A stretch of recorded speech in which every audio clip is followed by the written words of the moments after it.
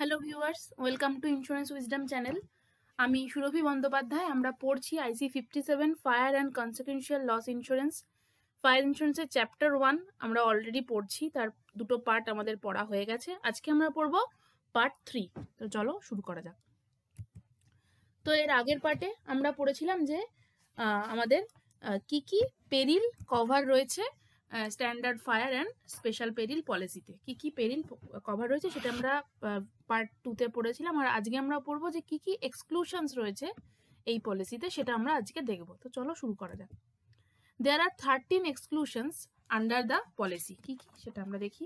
প্রথমে দেখো কি বলছে, 5% of each and every claim resulting from the operation of lightning, STFI, subsidence and landslide including rockslide, minimum rupees 10,000, and for loss due to other perils covered under the policy having sum insured up to rupees 10 crore per location for business incepting from 1st August 2011. The excess is applicable per event per insured. তাহলে এরকম একটা এক্সেসের কথা বলা রয়েছে, যেখানে বলা হচ্ছে যে যদি কোনো পেরিল মানে লাইটনিং, STFI, ল্যান্ডস্লাইড, রকস্লাইডের জন্য যদি কোনো তোমার পেরিল হয়, তাহলে সেক্ষেত্রে 5% একটা এক্সেস থাকছে, যেটাকে বলা হচ্ছে এটা মিনিমাম 10,000 হতে হবে যদি সেক্ষেত্রে দেখা যায় যে তার INR মানে সাম ইনশিওরটা রয়েছে তোমার 10 crore per location per insure. ঠিক আছে, নেক্সট হচ্ছে this is called a compulsory excess or compulsory deductible franchise. মানে এইটাকেই বলা হচ্ছে compulsory excess or compulsory deductible franchise, এটাকে বলা হচ্ছে কম্পালসারি এক্সেস। ঠিক আছে, নেক্সট হচ্ছে loss or damage caused by war, civil war and kindred peril. তাহলে ওয়ার, সিভিল ওয়ার বা এই ধরনের কোনো পেরিলের জন্য যদি কোনো লস হয় তাহলে সেটা কভার থাকছে না। Loss or damage directly or indirectly cause to the property insured by nuclear risk. Nuclear রিস্কের জন্য যদি কোনো লস হয় সেটা কভার থাকছে না। নেক্সট হচ্ছে মানে ধরো নিউক্লিয়ার রিস্ক থেকে নিউক্লিয়ার রিস্কের জন্য সেখানে আগুন লেগে গেল এবং সেখান থেকে একটা লস হয়ে গেল, তাহলে সেই ফায়ারের সোর্সটা কি নিউক্লিয়ার রিস্ক, তাহলে সেখান থেকে কিন্তু সেই লসটা কিন্তু কভার থাকছে না। নেক্সট হচ্ছে loss or damage cause to the insured property by pollution or contamination. তাহলে পলিউশন আর কন্টামিনেশন থেকে যদি কোনো লস হয়, পলিউশন এবং কন্টামিনেশনের কারণে যদি কোনো লস হয়ে যায়, সেই লসটা কভার থাকছে না। এক্সক্লুডিং কি বলছে দেখো, pollution or contamination which itself result from a peril hereby insured against. মানে ধরো পলিউশন আর কন্টামিনেশনটা হয়েছে কোনো একটা ইনশিওর্ড পেরিলের জন্য, মানে ইনশিওর্ড পেরিলটা আমি ধরে নিচ্ছি ফায়ার পলিসিতে, তাহলে ফায়ারের জন্য পলিউশন হয়েছে বা কন্টামিনেশন হয়েছে, সেখান থেকে লস হয়েছে, তাহলে সেটা কিন্তু পেয়েবেল। আবার বলছে any peril hereby insured against which itself result from pollution or contamination.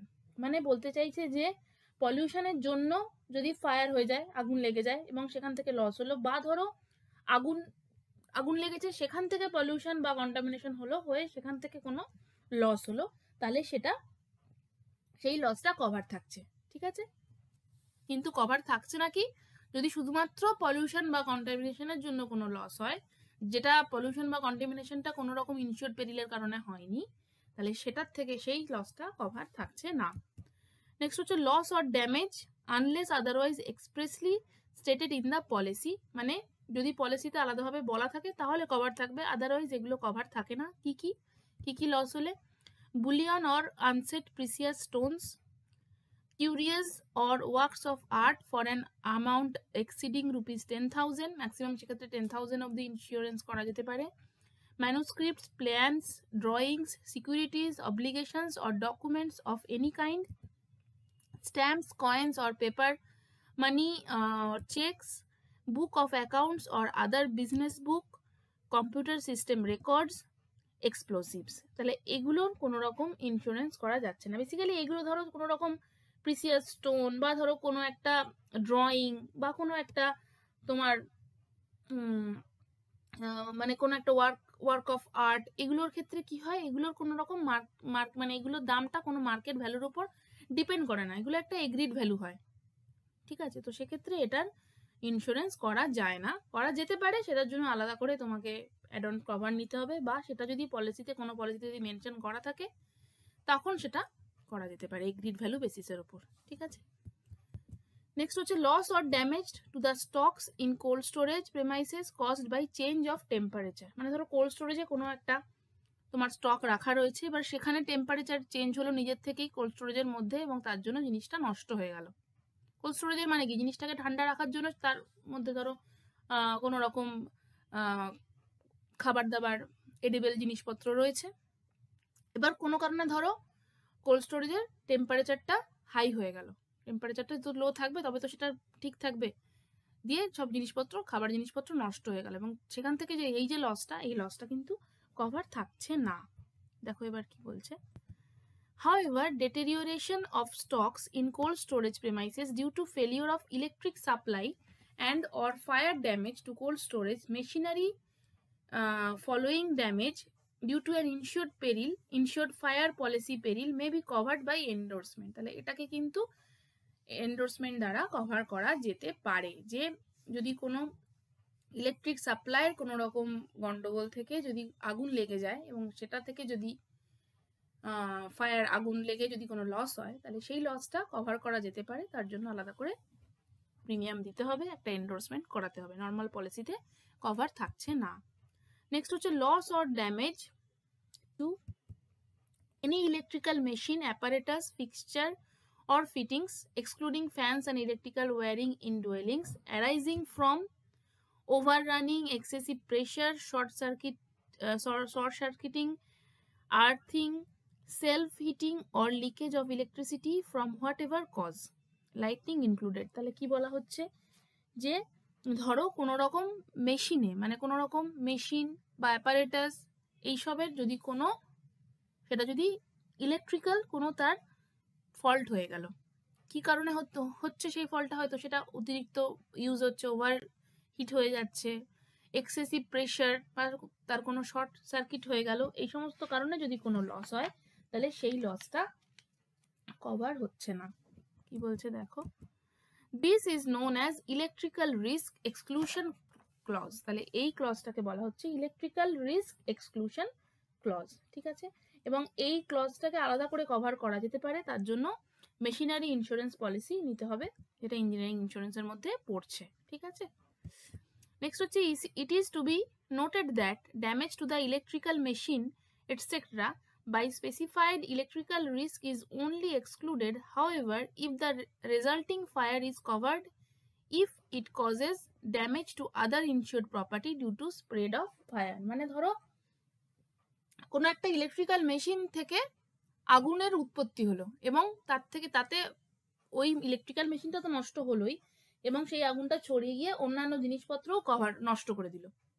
ধরো একটা ইনশোর্ড প্লেস, ইনশোর কোনো একটা প্রেমাইসেস যেখানে অনেক জিনিসপত্র রয়েছে, এবার সে তার মধ্যে থেকে পার্টিকুলার কোনো একটা ইলেকট্রিক্যাল মেশিনে কোনো রকম ডিফল্ট হলো, হয়ে সেটাতে আগুন লেগে গেল বা শর্ট সার্কিট হয়ে গেল, এবং তার কারণে পুরো ইনশোর্ড প্লেসে যা যা ছিল সমস্ত কিছুই নষ্ট হয়ে গেল, তখন কিন্তু ওই জিনিসটা বাদ দিয়ে বাকি যেগুলো ওই আগুনটা ছড়িয়ে পড়ে যে জিনিসগুলো নষ্ট হয়েছে সেই লসটা কিন্তু কভার থাকছে।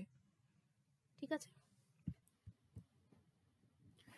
এক্সপেন্সেস নেসেসারি ইনকার্ড অন, মানে কিছু কিছু এক্সপেন্স করা হয়েছে কিসের ওপর, যেগুলো ধরো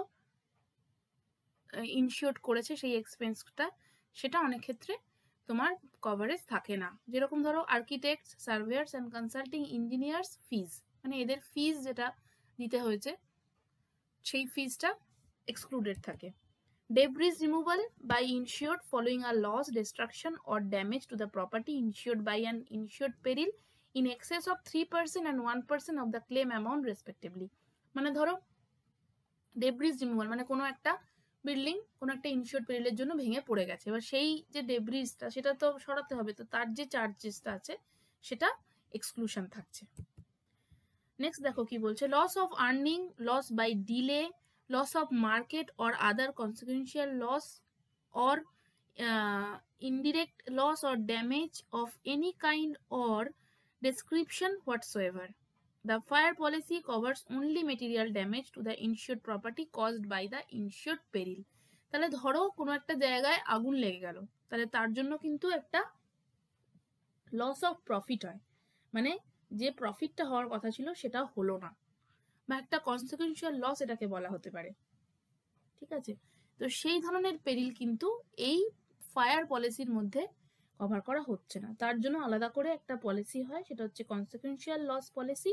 সেই পলিসির মধ্যে এই ধরনের মানে কোনো একটা ফায়ার পেরিলের মধ্যে যে পেরিলগুলো আছে সেই পেরিলগুলোর কারণে যে লসটা হচ্ছে সেই লসটার জন্য একটা কনসিকুয়েন্সিয়াল তার একটা এফেক্ট থাকছে, যে সেই লসটা হওয়ার জন্য কিছু কিছু প্রফিট হওয়ার ছিল সেগুলো হলো না, বা এক্সট্রা কিছু আরো এক্সপেন্স হয়ে গেল। তো সেই ধরনের কস্টিংটা, সেই ধরনের লসটা এই ফায়ার অ্যান্ড স্পেশাল পেরিল পলিসিতে কভার থাকছে না। তার জন্য আলাদা একটা পলিসি করতে হয়, সেটাকে বলা হয় কনসিকুয়েন্সিয়াল লস পলিসি। ঠিক আছে, নেক্সট আমরা দেখব loss or damage by spoilage resulting from the retardation or interruption or cessation of any process or operation caused by operation of any insured peril। মানে ধরো কোনো একটা ইনশিওর্ড পেরিল, আমি ধরে নিচ্ছি যে সেটা ফায়ার হতে পারে, বা ধরো কোনো স্ট্রম বা এরকম কিছু একটা হতে পারে, সেটার কারণে কোনো একটা প্রসেস চলছিল, মানে ধরো কোনো একটা ধরো ম্যানুফ্যাকচারিং একটা কোনো অপারেশন চলছিল, সেই অপারেশনটা স্টপ হয়ে গেল, এবং এই যে ইন্টারাপশনটা হলো, এই ইন্টারাপশনের জন্য কোনো মেটেরিয়ালস বা কিছু প্রোডাক্টস এগুলো নষ্ট হয়ে গেল, কিছুদিন সেটা ডিলে হলো, সেই কারণে সেই প্রোডাক্টসটা বা সেই মেটেরিয়ালটা নষ্ট হয়ে গেল, তাহলে সেই যে লসটা সেটা কিন্তু কভার্ড নয়। যেটা আমরা, এটা কিন্তু এই আগেরটার সাথে রিলেটেড, যে কনসিকুয়েন্সিয়াল যে ড্যামেজটা হচ্ছে সেই ড্যামেজটা কভারেজ থাকছে না। নেক্সট হচ্ছে loss by theft during or after the occurrence of any insured peril except as provided under riot, strike, malicious damage and terrorism damage cover. তাহলে বেসিক্যালি এখানে কি বলা হচ্ছে, যে ধরো কোথাও একটা আগুন লেগে গেছে, এবার সেই সময় কোনো একটা প্রপার্টিতে আগুন, ইনশিওর্ড প্রপার্টিতে আগুন লেগে গেছে, এবার তখন সেই বিল্ডিং থেকে সমস্ত রকম আইটেম সরিয়ে অন্য জায়গায় নিয়ে যাওয়া হচ্ছে, এবং সেই কাজটা করার সময় কোনো কিছু ধরো চুরি হয়ে গেল, তো সেইটা কিন্তু এই পলিসিতে কভার থাকছে না। বা ধরো কোনো একটা তোমার ন্যাচারাল ডিজাস্টার হয়েছে, এবং সেই সময় একটা প্রপার্টিকে তোমার ধরো অ্যাবান্ডন করে, মানে পুরোপুরি ফাঁকা রেখে দিয়ে লোকজন সবাই চলে গেছে, এবার সেই অবস্থায় সেখান থেকে কিছু চুরি হয়ে গেল, কিছু মিসিং হয়ে গেল, তাহলে সেই লসটা কিন্তু এই পলিসিতে কভার থাকছে না। তাহলে এই যেটা বললো যে except as provided under riot, strike, malicious damage and terrorism damage cover, সেটার মানে কি, সেটা বলতে চাইছে যে যদি কোনো চুরি হয়ে থাকে, ধরো সেটা একটা পার্ট অফ রায়ট, মানে রায়টার্সরা এসে তোমার জিনিসপত্র লুট করে নিয়ে চলে গেল, এবং তোমার কাছে এই কভারটা রয়েছে, riot, strike and malicious damage যে কভারটা, অর টেরোরিজম কভার ড্যামেজ যে কভারটা, সেই কভারটা তুমি নিয়েছো, এবং তারপরে কোনো রায়টার্স বা কোনো স্ট্রাইকার্সরা এসে তোমার জিনিসপত্র চুরি করে নিয়ে চলে গেল, বা নিয়ে চলে গেল রায়ট করার সময়, তখন সেই ধরনের লস এই পলিসিতে কভার থাকছে। বেসিক্যালি এখানে এটাই বোঝানো হচ্ছে যে ফায়ার এবং consequential fire and special peril যে পলিসিটা, সেই পলিসিটা তোমার বার্গলারি পলিসি বা থেফট পলিসি নয়, এটাই জেনারেলি এখানে বোঝানো হচ্ছে। নেক্সট হচ্ছে loss or damage due to earthquake, volcanic eruption or other convulsions of nature, এগুলো যদি হয় এবং এখান থেকে যদি কোনো ইনশিওর্ড পেরিল, এখান থেকে যদি কোনো লস হয়, তাহলে সেই লসটা কভার থাকছে না। Loss or damage to property if removed to any building or place other than in which it is insured, except machinery and equipment temporarily removed for repairs, cleaning, renovation or other similar purpose for a period not exceeding 60 days।